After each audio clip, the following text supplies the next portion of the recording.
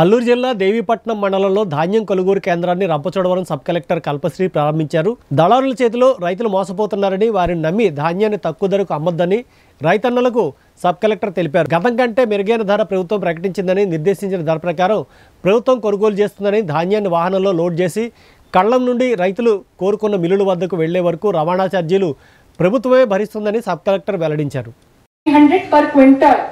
ఇస్తున్నారు.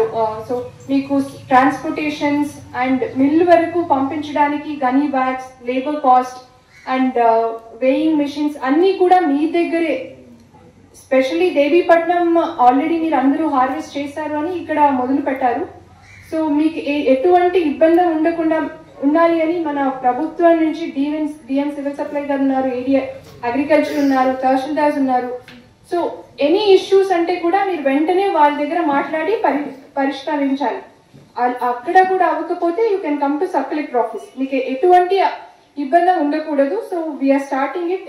Wish you all the best and మంచిగా జరగాలి. మీరు కూడా మీకు అక్యురేట్ రేట్ కూడా మీకు ఉంది.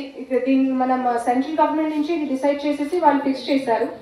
సో ఎటువంటి ఇబ్బంది ఉండకుండా ఇది జరగాలి అని కోరుకుంటాను. Thank you.